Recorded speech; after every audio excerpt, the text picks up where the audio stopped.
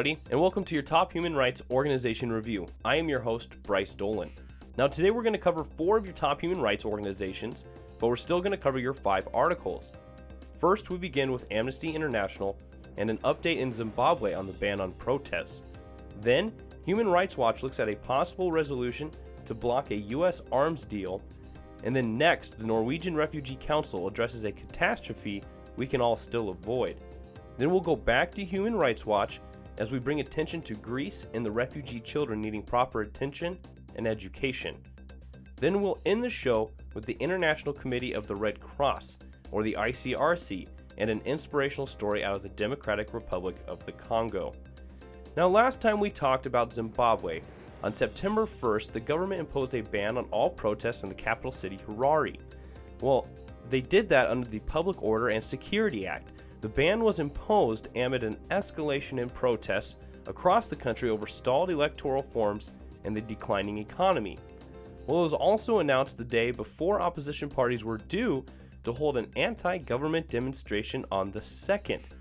Now, the government of Zimbabwe must respect a court ruling overturning the ban on protests in the country, Amnesty International said, as the High Court issued its verdict allowing public demonstrations.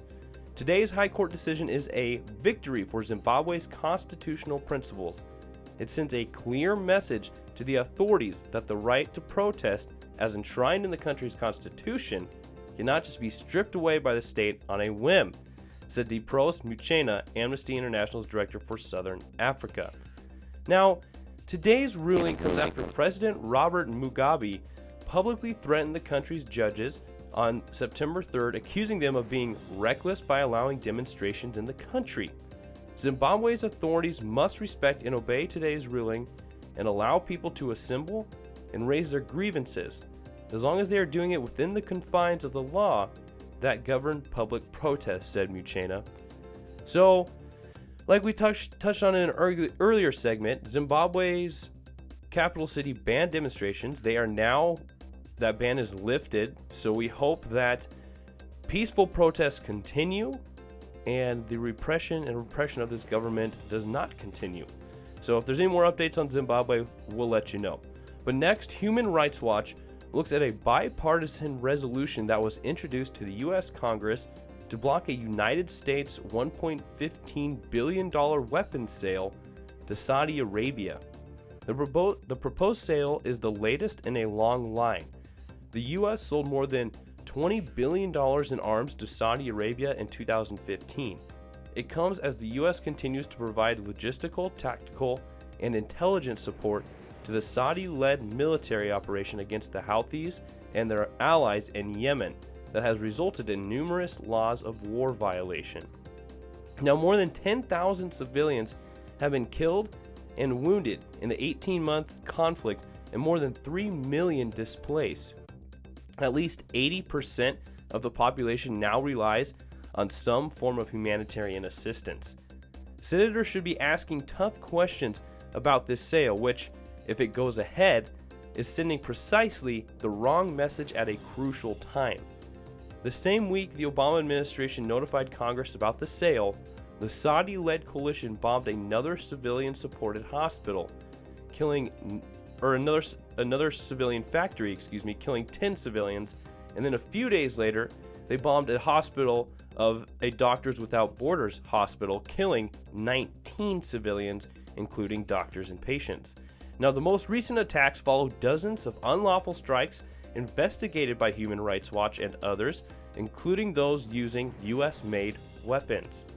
Now, calling out the coalition's repeated abuses doesn't mean to obscure or ignore those committed by other parties. Now, Houthi and the Allied forces have used anti-personnel landmines and child soldiers and indiscriminately shelled civilian areas in Yemen and Saudi Arabia. Now, the resolution of disapproval is a step forward. This initiative and others like it should be supported. Yemenis deserve more than just a quiet concern. They deserve an outcry. So, this is the first time I've ever heard anything about this, but a call to stop this arms sale only seems appropriate We do not want U.S. weaponry killing civilians over in Saudi Arabia. We do not want to be held responsible for that loss of life and those horrible conditions. So hopefully this resolution will actually block this U.S. arms sale. Now, the Norwegian Refugee Council looks at the Middle East and a possible catastrophe that could be averted. Thousands of refugees returning from Pakistan to Afghanistan are in dire need of support. Many families are staying in the open and with limited water and sanitation facilities. These people are living in appalling conditions. Still, we fear that the worst is yet to come, warned Jan Egeland, Secretary General of the Norwegian Refugee Council, the NRC. The number of refugees returning is increasing, and the wet winter season is approaching. We urgently need to scale up the support. We can still avert a catastrophe, he added. Now, the number of people returning has skyrocketed during the last 6 weeks. 225,000 people have returned from Pakistan and Iran so far in 2016, out of which 136,000 are without the appropriate documents. And the number of undocumented returnees is expected to reach 400,000 before the end of the year. Because these people have not been registered as refugees, they do not receive the same support as registered refugees do upon return. Many families are living in the open and in overcrowded dwellings, with limited food and sanitation facilities. We fear the spread of contagious diseases, says NRC's Protection Advisor Will Carter, who has been a part of recent humanitarian assessment in Nangarhar. Now, we are in a race against time to provide enough shelter and sanitation facilities to families arriving before the wet winter season, he added. Now, the NRC has started to provide emergency shelter and cash-based support to returnees. With support from donors such as the European Union and Sweden, it is estimated that 1 million people will be either returning or newly displaced within Afghanistan by the end of the year. This adds to more than 3.5 million people in Afghanistan who are already in need of assistance. So, like we said, a catastrophe that could be averted, but they are in a race against time as winter, not to make a Game of Thrones reference, but winter is coming and they need help. Now, we're going to go back to Human Rights Watch and Greece, as Human Rights Watch calls attention to the horrible conditions refugee children are being held in on the outskirts of Greece. Greek police routinely lock up unaccompanied children in small, overcrowded, and unhygienic cells for weeks and months, Human Rights Watch said. The 27-page report, "Why Are You Keeping Me Here? Unaccompanied Children Detained in Greece," documents arbitrary and prolonged detention of children in violation of international and Greek law. Children are held in unsanitary conditions, sometimes with unrelated adults, in police stations and detention centers where they have little access to basic care and services. Now, the report is based on interviews with 42 children who were or had been detained, as well as visits to 2 police stations and 2 detention centers in mainland Greece.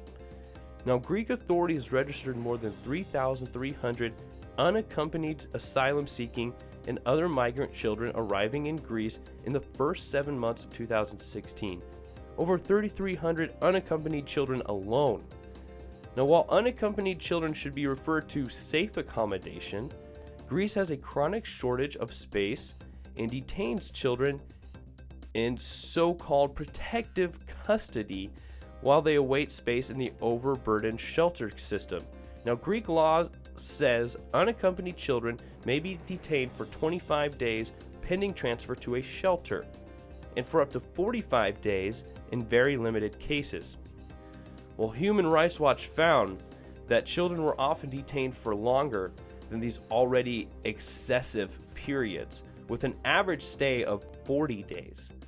Now, under international law, binding European directives, and national law, detention of unaccompanied children can be used only as a measure of last resort in exceptional circumstances and for the shortest appropriate period.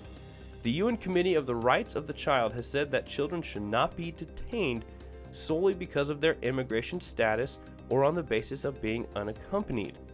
Now, the Greek government should ensure that there are sufficient and suitable alternatives to detention and end the unjustified detention of unaccompanied children.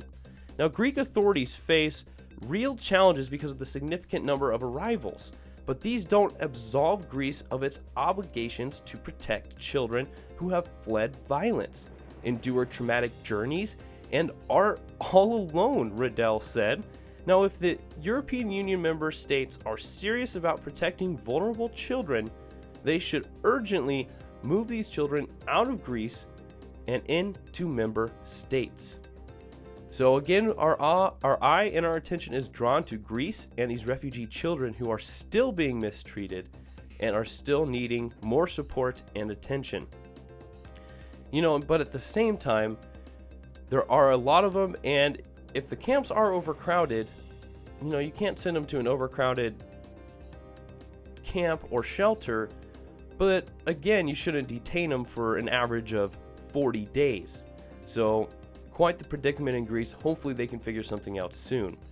Now we're going to end the show with something more lighthearted, something more uplifting and inspiring. The International Committee of the Red Cross, the ICRC, has helped sponsor a special group of athletes who are now in Rio competing in the Paralympics from September 7th to September 12th. The ICRC and the National Paralympic Committee helped support 4 proud Congolese athletes to compete for their country. I never expected to get this far. I'm so happy, said Luina Keys Rosette, who took up athletics in 2010. That was the year when part of her leg was amputated after she stepped on a landmine. Now, through the ICRC's physical rehabilitation program, she received treatment and an orthopedic device allowing her to pursue athletics. Now, she says that sport has changed her life and helped her overcome this terrible tragedy. In Rio, Luina and fellow athlete Tulumbo Kitate Crispin will be competing in the shot put and the javelin. This will be Luina's first time participating in such a major competition. So that was really cool. 2 other athletes as well will compete in the track events. In this kind of competition, participants have to bring their own equipment. The ICRC donated 2 wheelchairs and replacement parts, giving these athletes the ability to go compete. When athletes have the right equipment, they're motivated, said the chair of the National Paralympic Committee. This donation by the ICRC will spur our athletes on as they'll be facing their adversaries on a level playing field. The 4 Congolese athletes began training last February, and according to their main coach, they are ready to compete. For these athletes heading to Brazil, winning isn't the be-all and end-all. What matters is helping to give people with disabilities back a sense of worth and dignity. If they manage to beat their own records, that will already be enough of a victory. Medals aren't all that important to us, said the chair of the National Paralympic Committee. Between January and June of 2016, 530 people living with a disability in the Democratic Republic of the Congo benefited from the ICRC's physical rehabilitation services, including 302 who were fitted with orthopedic devices. So a little bit more lighthearted, inspirational news there from the ICRC. We wish the best of luck to those Congolese athletes and the rest of the Paralympic athletes as they are now currently competing in Rio. Well, ladies and gentlemen, you can find the link to all these articles below in the description. Please subscribe to our YouTube channel, give us a like on Facebook, or follow us on Twitter. But thank you for watching. This was your Top Think Tanks review, and I was your host, Bryce Dolan.